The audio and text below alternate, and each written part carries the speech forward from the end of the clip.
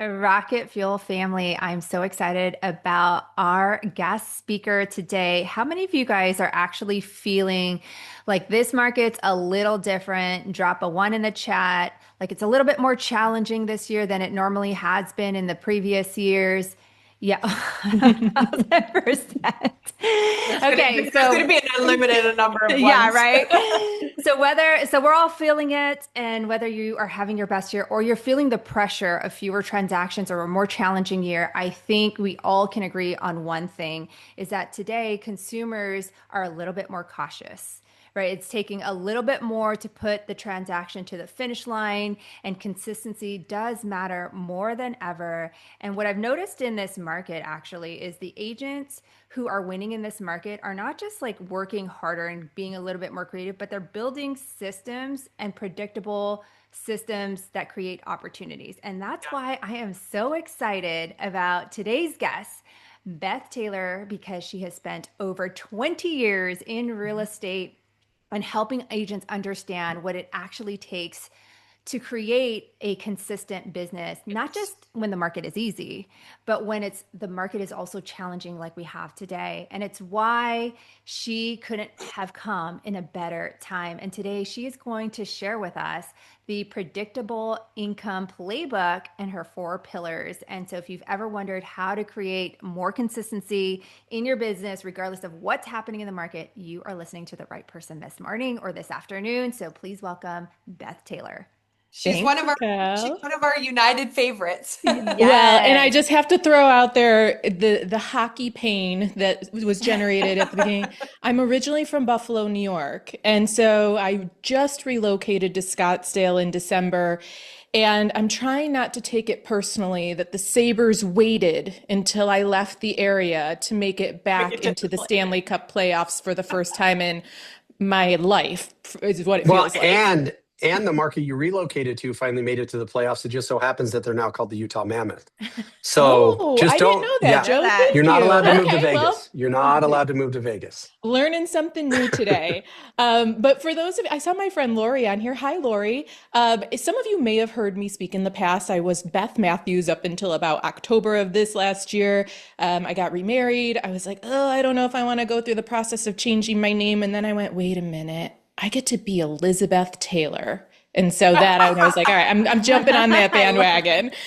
But yes, thank you, I'm Raquel. really glad that you actually said that because I last night when Raquel and I were discussing going back and forth about your introduction, your bio and everything, I thought I was losing my mind. I was like, I Same. thought her last name And I was didn't really make a big announcement about it. I just kind of did it. So yes, I've been Same. Beth Matthews most of Beth. my life, all of my career, and now I'm Beth Taylor. So if now you're like, hey, she looks kind of familiar, that may be why.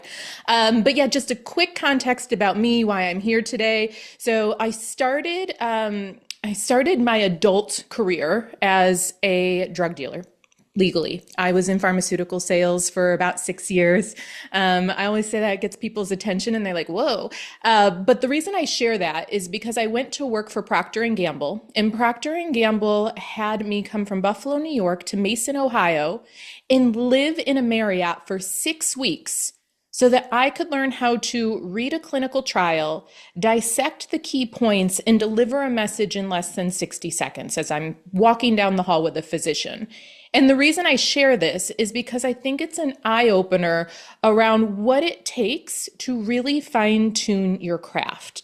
And we are part of an industry that really rewards responsiveness and being jack of all trades. And so I understand the feeling of overwhelm that can come along with that, which is why what I'm going to teach you today is actually going to put some systems in place so that you can kind of picture your business as a flywheel and understand what levers to pull and when to make sure that you're generating consistent, predictable income. Is everybody okay with that? Drop a one in the chat if you would like more predictable, consistent income.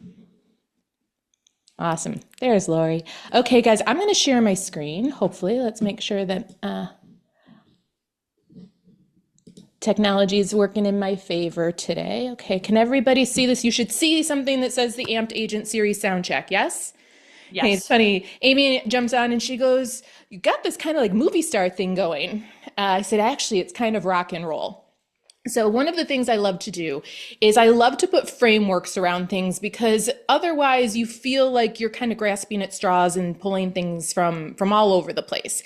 And so over 20 years after leaving my drug dealing days, I was really eager to replace that income, but I also was still working in pharma because I had two children, I had a mortgage, I had car payments, and I didn't have the luxury of just walking away. So it was important that I had some structure because I was essentially working two jobs until I could replace the pharma income, which was a pretty healthy income to replace. And so over time, I was able to do that. I actually gave myself 2 years. I was able to leave pharma after 15 months, but because I had built this structure, I then moved to top producer. I started a team. And then at one point in time, I owned my own brokerage for about 8 years. And now I'm in the coaching and the training space. So I'm calling this the sound check because this is really where I want everybody to kind of put eyes on their business and understand where maybe they have some gaps to fill. And I'll give you some tips and tricks along the way about how exactly to do that. But my objective is to teach you 4 moves that will turn one client into a business that compounds. Because when we think about a flywheel, one thing feeds into another. And if you continue to feed it, it will start to grow. It will start to snowball. I hate to even say the word snow now that I've left Buffalo, but it will start to snowball and compound, and it does create that consistency for you. Now, how many of you, when you think about your business today and maybe where things aren't exactly where you want it to be, feel like you need to do more? Drop a 1 in the chat if you feel like you need to do more. Drop a 2 if you're like, I'm good. I think I'm at the right place. Okay, I'm seeing a lot of 1s. Yeah. And here's what happens, at least in my experience, is when we're already doing so much, you hear more and your body contracts. You get that tightness in your chest or maybe that pit in your stomach and you're like, ugh, more. More doesn't feel good. More has a ceiling.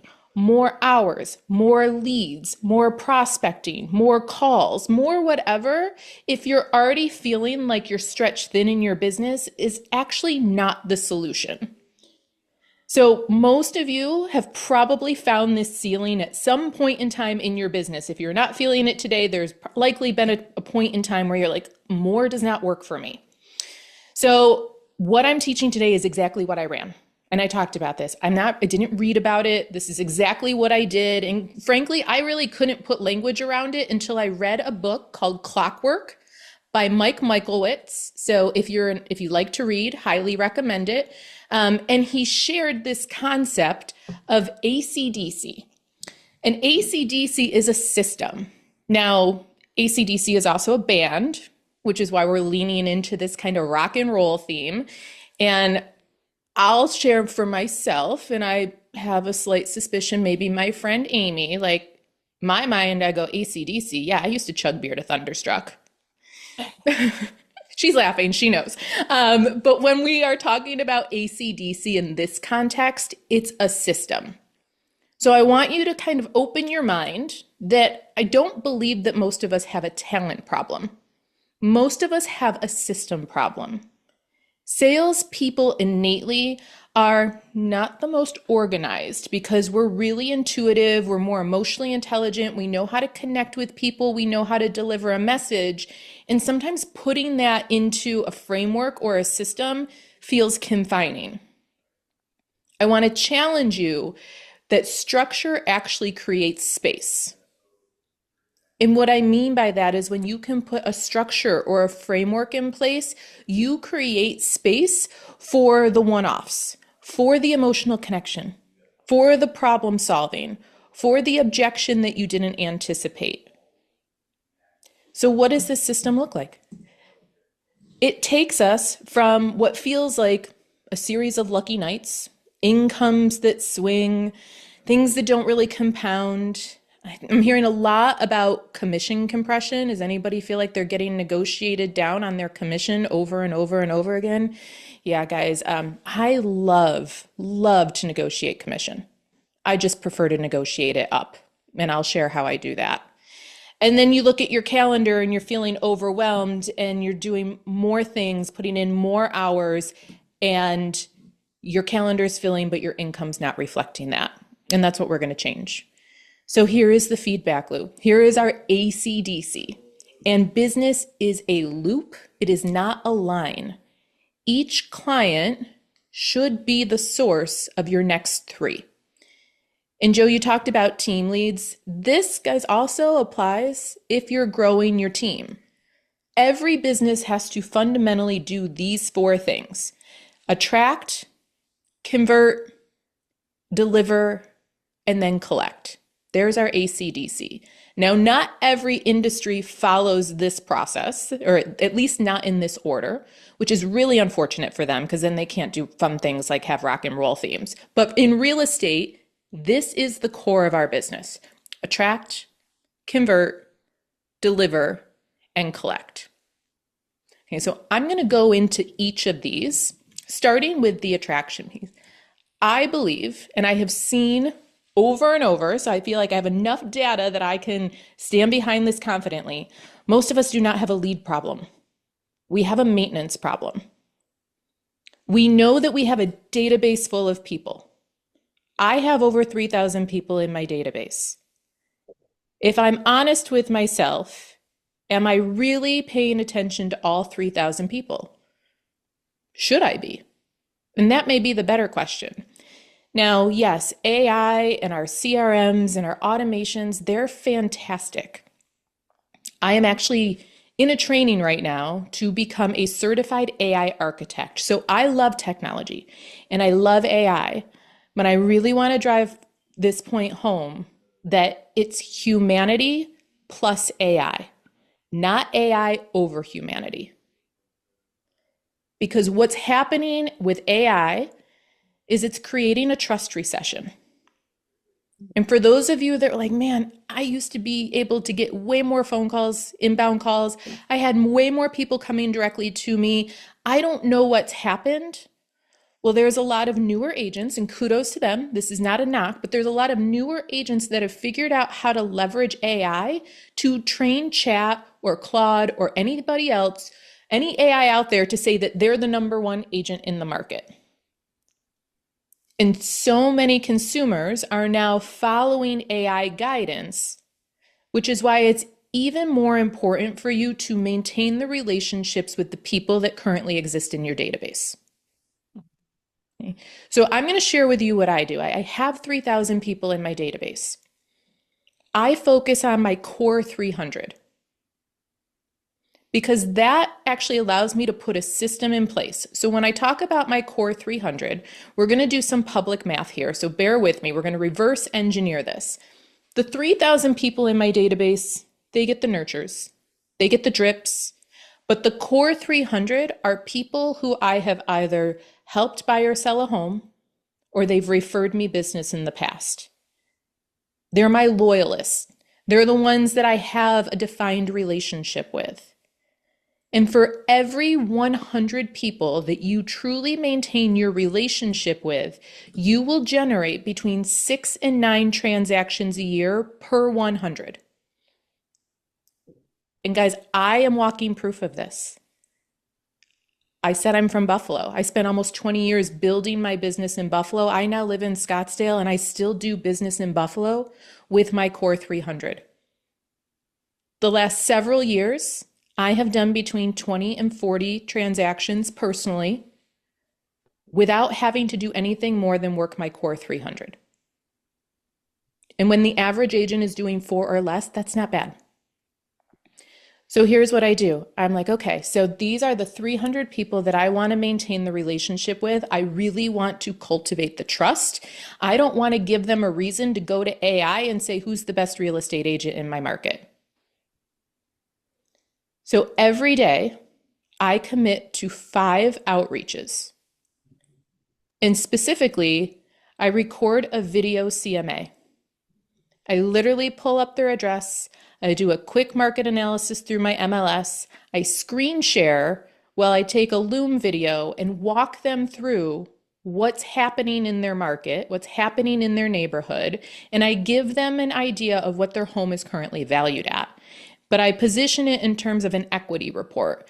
Like, hey, I helped you buy this house 4 years ago for $400,000. What I'm seeing today is it's probably worth somewhere between $5 and $550. Now, am I doing anything that my automation isn't? Not really when we look at the data. But data is so prevalent right now that it's not the thing that differentiates you. Anybody can send them a market report. Anybody can do it automatically. But what I'm doing is I'm putting my face in front of them. I'm naming them. I'm demonstrating that I took the time to invest in them, in their biggest asset.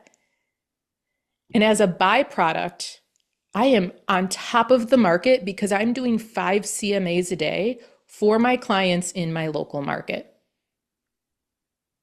So 5 a day, 5 days a week, that's 25.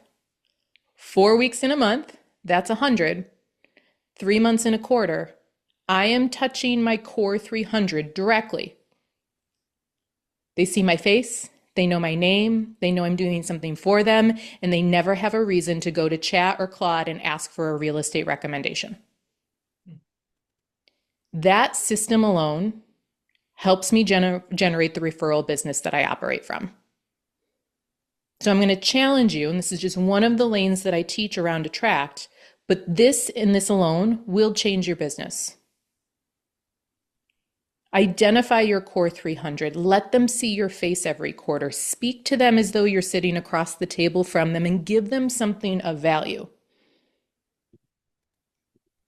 You will find out if they plan to move, if their family plans to move, if they want to buy a vacation home. You will get so much information just by going deeper into your database instead of wider.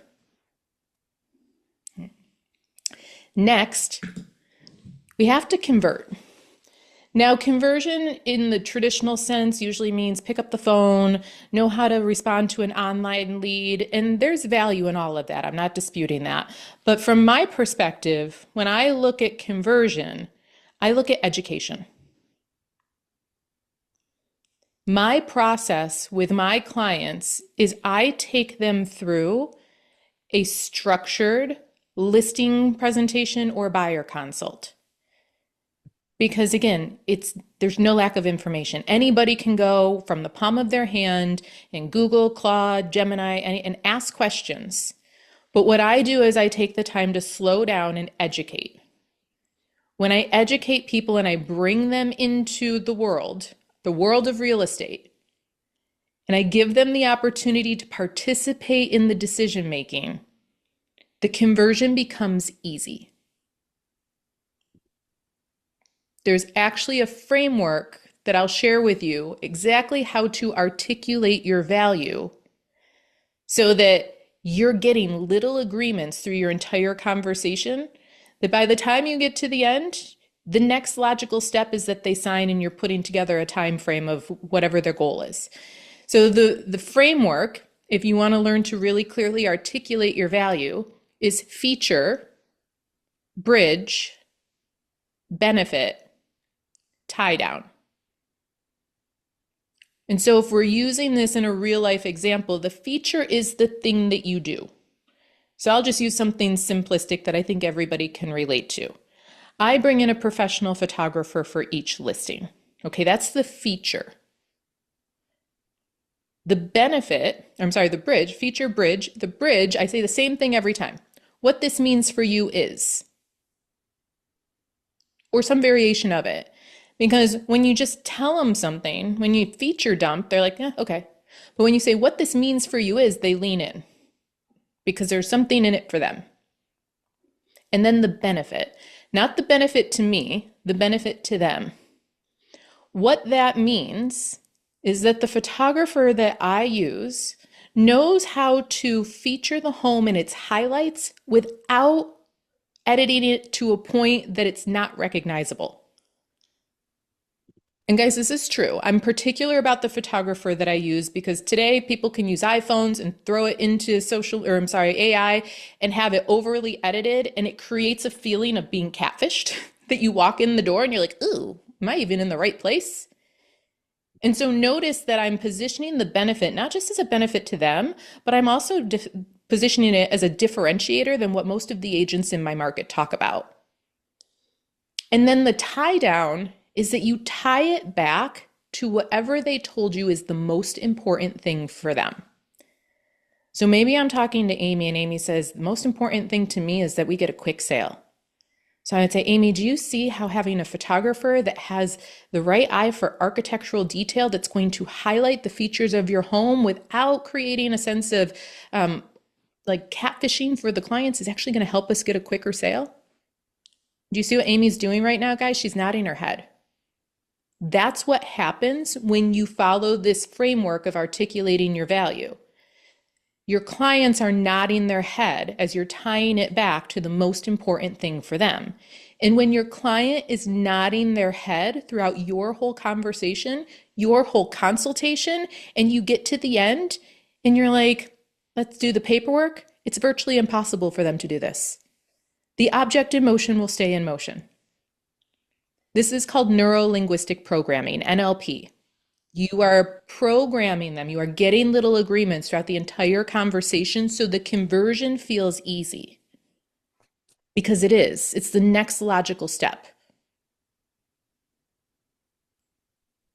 Now, I'm recently remarried. I've been with my husband 6 years before we got married. But has anybody been in the dating world recently? Who's a brave soul that's like, yep, me? I can't see the chat, but let's just put it this way. Has anybody ever had a fantastic first date? You're walking out to the car and you're waiting for him to ask you out again, or maybe go in for the kiss, and then they don't. And you're like, okay, this is weird. Because this is what this value articulation framework does.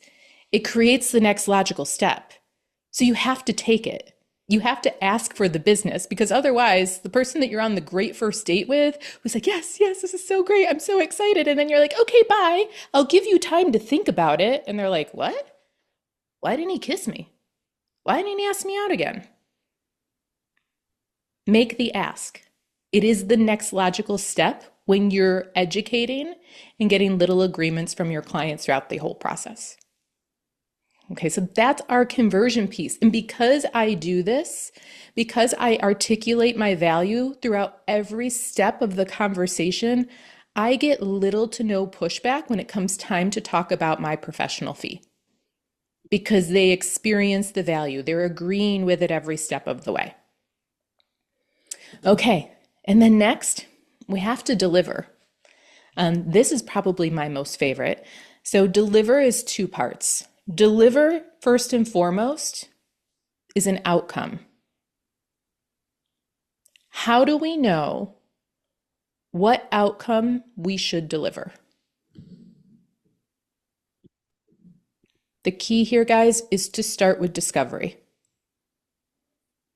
Too many of us walk into a house and we prescribe before we take the time to diagnose. If I walk into the doctor's office, or Amy or Raquel, if you walk into the doctor's office and you're looking for some guidance, maybe you're not feeling so well, and the doctor just walks in, walks a circle around you, looks up and down, and then says, here's your script. Aren't you like, what the heck? You haven't asked me any questions. You haven't checked my vitals. You haven't done any triage, and you're just going to hand me a script? Well, unfortunately, that's what most agents do. They walk in, they take a look around, and then they hand the client, the seller, a number. As it's a massive miss. I take any listing I want because I start by diagnosing before I prescribe. And what I mean by that is I start with discovery. I don't look at the house. I don't talk about marketing. I don't do any of that until I sit across the table from the buyer or the seller and I ask them what their goals are. I have a list of pre-printed questions that get progressively more intimate, because some people are like, wow, that's bold to ask, but I work my way up to it. Because when I'm walking through the house, if I'm in front of a seller who says they're 4 months behind on their mortgage, it's becoming a major financial strain, they need to get out of it as soon as possible, would I not take a very different approach than I would with a seller that says, we have poured our blood, sweat, and tears into this home, we have updated everything to the nth degree, we are willing to wait for somebody who's going to appreciate it the way that we do? Two very different approaches. So you can only truly deliver an outcome when you take the time to discover what's most important to them. Diagnose before you prescribe. Because the other piece is, one of the questions I ask is, how much equity do you need from this home to make this move? And if they're like, I need $100,000, and I know that they owe 400 on it and the home is only worth 450 in today's market, I don't need to talk about marketing. I don't need to see the house. What I need to do is have a different level of conversation, that if that is the only opportunity for them to make this move, that it's just not the right time. And that I will monitor the market and I will be back in touch with them when the timing is correct. Guys, that's a conversation that when you learn to have that conversation during discovery, it becomes a 5-minute conversation of maybe disappointing them, but they respect it, versus taking the overpriced listing because maybe, just maybe, it'll sell, and instead you disappoint them for the next 6 months. Don't do that. And then throughout my process of delivering not just an outcome, I love to infuse these little surprise and delights. And if you guys, a lot of you probably know Desi Williams. She is the queen of this. I've learned so much from Desi around creating raving fans. So for example, when my buyer or my seller go under contract, I have crumble cookies delivered to their place of employment if they work outside of the home. It is easy, it is inexpensive, and it creates raving fans, because not only are they like, wow, my agent got my house under contract, she sent me cookies. And guess what? When warm, delicious smelling cookies arrive at somebody's place of employment, they become the most popular person in the office. And then everybody's coming up going, who sent you cookies? What's this? And now my client is telling everybody they work with how amazing I am. Beth, do you ever run into issues because you deliver crumble cookies and then everyone realizes that they're grossly overrated? Where would you go from here, Joe? Okay, all right. No, seriously, I would love to know. My daughter is obsessed with the Dubai chocolate crumble cookie. I like crumble cookies because it's easy. Okay, but if it wasn't crumble cookies, what would you choose? That's a great, probably a Grimaldi's, like pepperoni green olive pizza. But I'm just a man of unique taste. Okay, you know what I mean? guys, you just said Grimaldi's, and now I could go way off track because I am a new, like Grimaldi's is new to me. Like coming from Buffalo, I didn't know I was. It's every time. It's like a 9 out of 10 every time. I'm not to throw so everything good. off. You said crumble cookies. It's a trigger for me. Yeah, but now we got to talk about pizza. No, I'm just kidding. Yeah, exactly. I had the Don last night, actually. I'm a fan. So, yes. And guys, whatever it is, and one of the things, my friend Elizabeth McNally is actually brilliant with this as well. So rather than send something and not know, like a lot of people are like, hey, I sent them a gift card and I don't actually know if they used it. What she's done is she's gone into her local market and aligned with small businesses, like a coffee shop or a pizzeria. And she's like, hey, can we co-brand this postcard? I'm going to give it to my clients and you're only going to charge me when one of my clients redeems it. Smart. So smart. And guys, the reason I share these things is because it's the little things. It is the little things that you do. It's the little acknowledgments. It's the little levers that you pull that will have the biggest impact on your business. There's a phrase from the book Unreasonable Hospitality that's raindrops make oceans, and it's something that I lean on often. Okay, so that's why I say when you feel like more is overwhelming, it's usually not as much as you believe it needs to be. Okay, the last piece, and then we'll open this up a little bit. So collect. Some people treat the end of the transaction like the end. I treat it like the beginning. I get referrals, I get 5-star reviews, and most importantly, we're friends here, I'm going to use real numbers, I get above average commissions.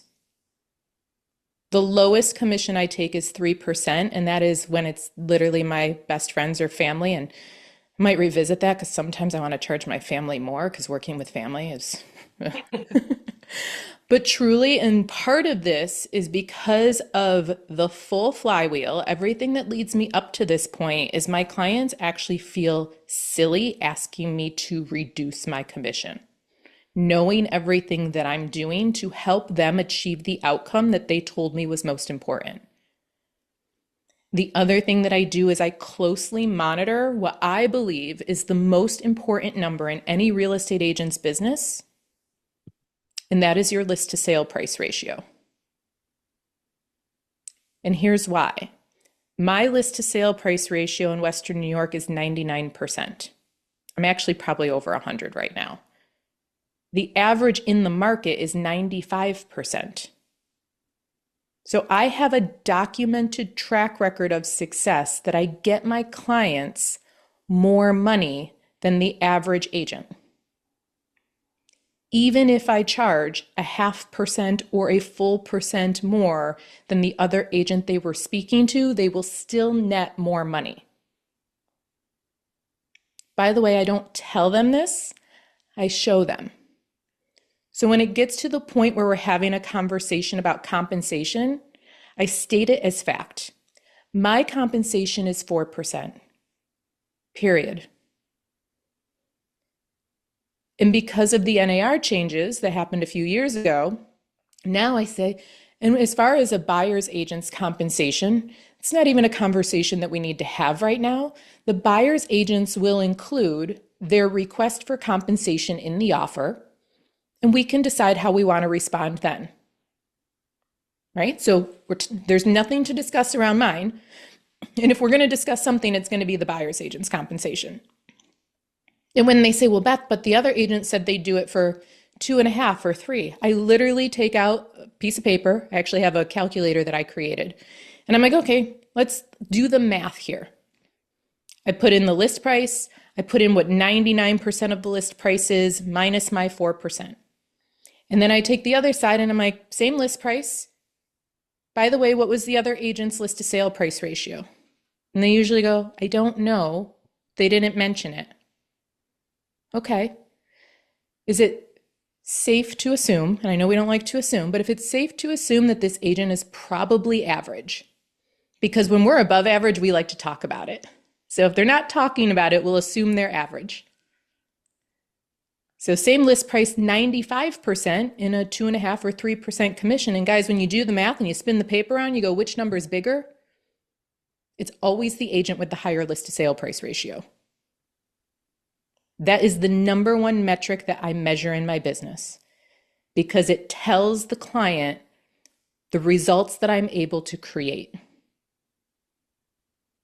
How willing I am to negotiate, how willing I am to advocate, how well I know my market. So if you're not monitoring that now, I highly, highly encourage that you start paying close attention to your list to sale price ratio. Okay, so I want to share an example of one of my clients. This is Celine. She's in the Pacific Northwest. This 4 weeks or this 4 steps that I just went over, I do a more in-depth training for anybody that's interested. Celine came to me. She had 1 client signed. By week 4, she had a whole new problem. She had 4 buyers and 3 more listings. And she was like, but I can't get anybody under contract. So I helped her go through and diagnose her current clients and identify who was most likely to move, gave her some verbiage and a framework around how to have the conversation, and she put that client under contract in 3 days. Guys, this works. It's worked in my business. Between being a team lead and a broker owner, I have trained hundreds of agents over my career, and it can work for you too. We're moving from having one lucky break to having a system that compounds.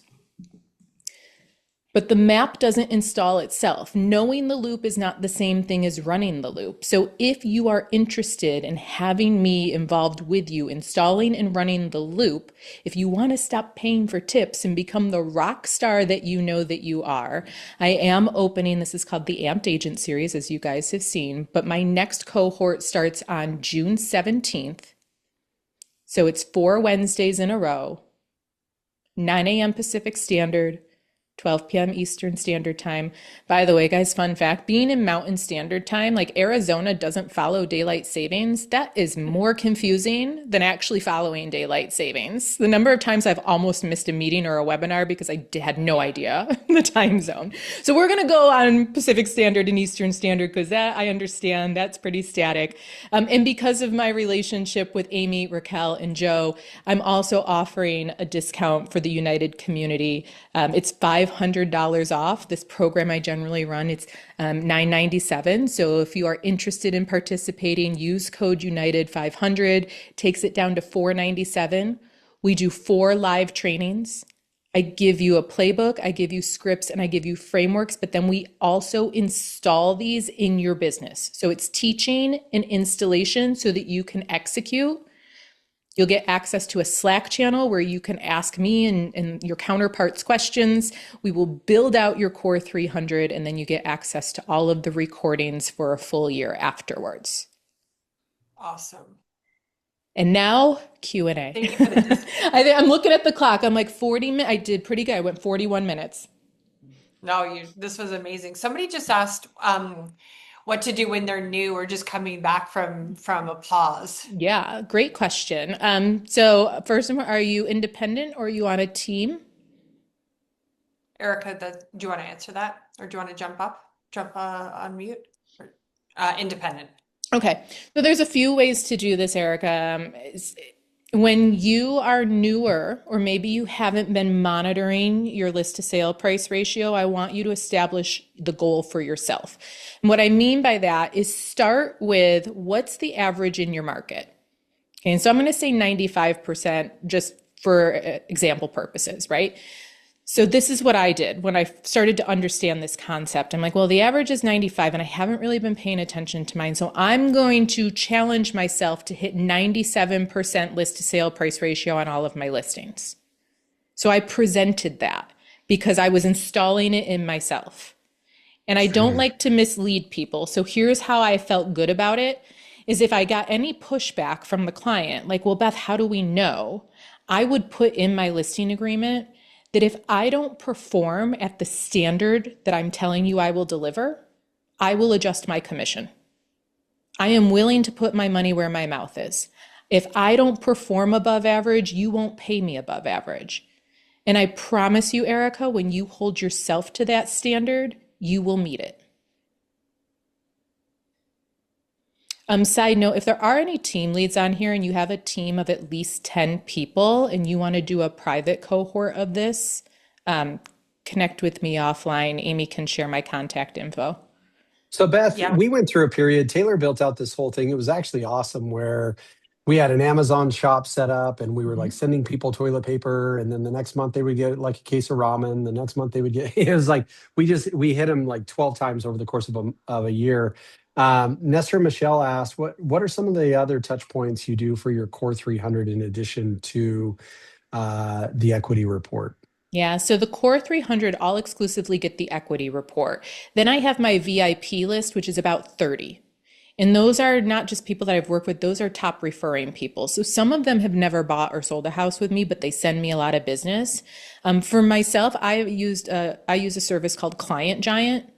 I don't get anything from this, but I like Client Giant because it's very cost effective. It's about $150 per client per year, and they get a quarterly curated gift. So Joe, I love the idea of the necessities, but I think part of the challenge in the industry is too many of us are, the belief is that we're a commodity.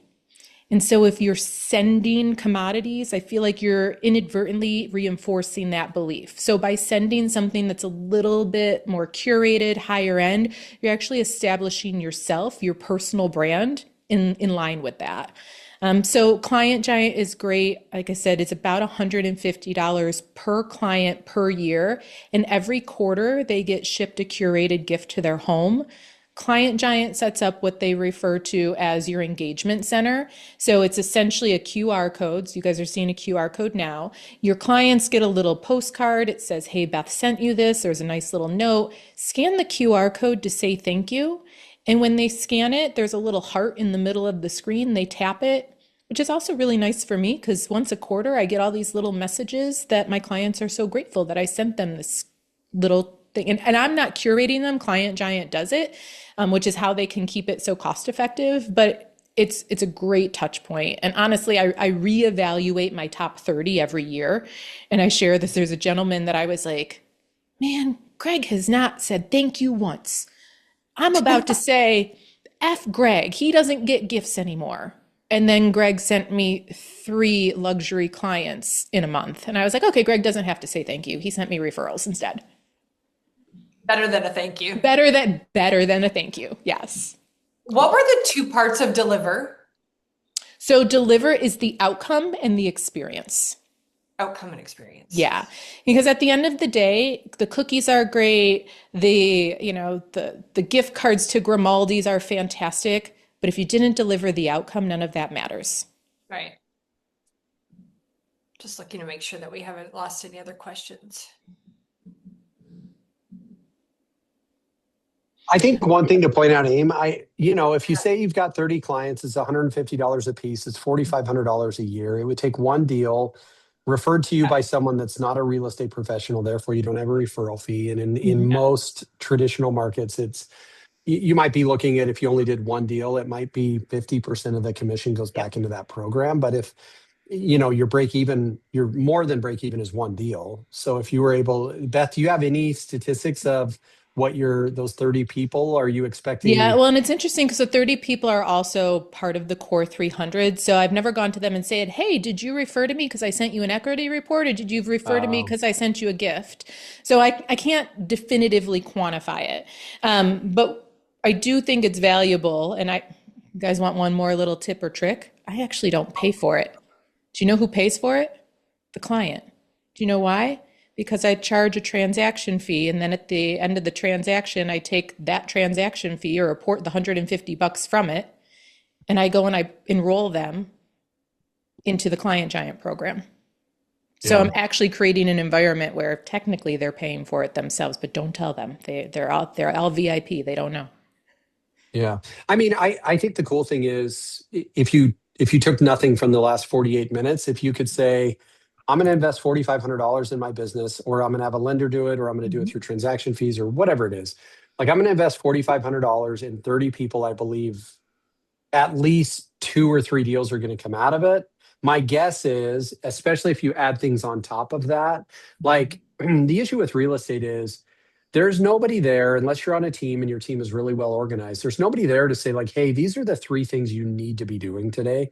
But if you had this 30 people, the 300 people, whatever it is, and you're able to go like, I'm investing in these 30 people, so I'm going to, take 15 minutes out of a day each day, and I'm going to text one of those people. It wouldn't even take, it'd take 5 minutes. You would, in addition to the Client Giant, you're just shooting them a text like, hey, I saw Susie scored a goal in her soccer game. Like, congratulations. It's so cool. Like, it's all about top of mind consciousness. Like, the game we're playing is, how do we keep these people off of Google? How do we keep them off of ChatGPT? How do we keep them off of Zillow, Realtor.com?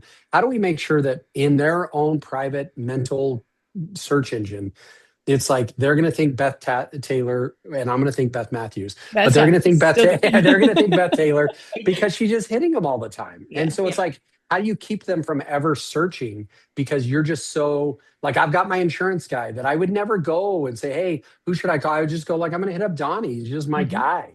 How do you become that? And I think that Client Giant and those principles are cool for what it does over the course of a year. But I almost think it's cooler for what it would do on a daily basis. Absolutely. Going like, who of my 30 have I hit? Who of my 300 have I hit? And giving that's you why something the to do video that piece is so important, because now you can integrate Claude and ChatGPT into all your CRM. So quite honestly, your clients aren't even trusting that the text messages are from you unless they see your face, which is why the Loom video is really powerful, because it sends a little thumbnail and they open their phone and they see my face and they're like, oh, this is legitimately from Beth. So it's not. Well, and what's even scarier, Beth, is they may not care. Like, if my insurance agent sent me Donnie AI, just said, hey, man, I'm here for you. I monitor this. But if you ever have any last minute insurance questions, like, just hit it. It's going to hit you back instantly. And then if it gets beyond his pay grade, it'll let me know. sick. I It's don't great. care. Like, Yeah. thanks, Donnie. Like, I'm AI is still a thinking of you. tool. It is a Right. tool. It is not a substitution. And if Yeah. you treat it as a substitution, your clients are going to feel that they're no longer connected to you. They're connected to a robot, and they're going to go find that connection somewhere else, I think is the moral of the story. Well, I Yeah. talked about this on the last Rocket Fuel, Beth, down in Scottsdale. I was down there last week. My son had a golf tournament, and We for should the have first gone time for ever, pizza. I know we should have. I called the golf course to set the tee time, and like it rang once. Hi, Joe. What's going on today? And I was like, I need to book a tee time. Okay, what day? And like boom, boom, boom. I knew it was AI, and I was like, this is better than talking to some crony sitting in a golf shop and having to go through the whole thing. And it was like I was firing off, and it gave me, okay, great. You just got a text message. We'll see you next Friday. And I was like, I didn't mind that at all. But what I gave credit to was when I got to the golf course, and here's the point. I told the guy at the pro shop, I was like, hey, your AI engine's dope. And he was like, oh, thanks so much. We invested in that. I still gave him credit for the AI engine I called because I connected the two. Yeah. And so, not to go crazy on AI, but if you're using AI, just make sure you're getting the credit for being the one that has that really cool thing, because people will still connect it back to Beth, who has these great operating systems, even though they may interact with the Yeah, AI part and of it. again, guys, I'm a fan of AI. Absolutely. I just think it's important that if you're using AI, talk about it. If it's, don't pretend that it's you when it's not, because that creates that distrust. And that is truly, we are in a full-blown trust recession. Yeah. Absolutely. Beth, thank you. This was My so pleasure. Yeah, so my pleasure. good. Let's Tony had a question. If 4%, what happens to all the offer sellers feel they can't afford the 2.5 for the buyer's agent, seller's concession? Tony, this is where I say everything is negotiable. And I'll throw this out from the standpoint that obviously we also represent buyers. And so we're putting our buyer comp into the contract. And the reason I'm bringing this up is because generally my clients would prefer to have a little bit higher sale price than to have to bring additional cash out of pocket for closing. And so when I'm in conversation with a listing agent and they're like, hey, you asked for X%, I'm not sure if the seller is going to go for that, I very nicely direct the listing agent, let's just keep the negotiations on the price. Whatever the seller's hoping to net, let's keep the negotiations on the price. And frankly, that's what I say to my sellers when we're negotiating. Let's keep the negotiations on price. If this is a strong agent, we want them to be compensated. We'd much rather do a deal with a strong agent and compensate them accordingly. And so, Tony, it really comes down to what's the client's bottom line. And if you really get to a standstill where it's like you're that far apart, then I may make a modification to mine, but it rarely comes to that. So, you're so good, Beth. Thank you. I've done this once or twice.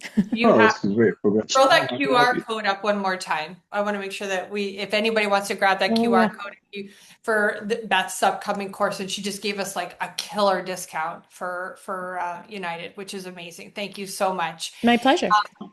Guys, we have halftime next Monday. Spread the word, host a watch party, invite your friends. We want to see everybody. It's going to be an amazing business reset so that we can absolutely go into the last half with clarity, with purpose, and ready to just absolutely dominate despite market conditions. Well, Because Yeah, and that to your lineup is incredible. that. When Joe was talking about it, I was like, oh, wow, you've got some killers lined up for Well, next and to your point, Aim, like taking what Beth said, if you guys are in the if you own a brokerage, if you run a team, if you're in a sponsorship real estate model, like doing for agents what Beth is talking about doing for clients, halftime presents an opportunity for you to go to people in your industry that you want to bring onto your team or bring to your brokerage if you own it or whatever it is. Like, this is a great opportunity for you to go to those agents and say, hey, this may not be for you, but there's this call next Monday, and these are the hitters that are going to be speaking, and I've got a link for you if you want it. It's free. Like, it's a great opportunity to be a resource for those people. It's a client touch point for agents, for the industry. Right. Yeah. For sure. That's awesome. Beth, thank you so much. We always love having you here. I hope you'll Thanks for be having a me. regular So for fun. us. Yes. Thank you guys Now so I know much. Raquel's in the market, so Raquel and I are going to go get Grimaldi's and send Joe pictures. Yeah, Yes. just keep the I don't cookies know to if we'll get yourself, but olive and send me the pepperoni, pizza but we will. pics. Yeah. All right, guys, have an amazing rest of your day. We'll see you next Monday for halftime.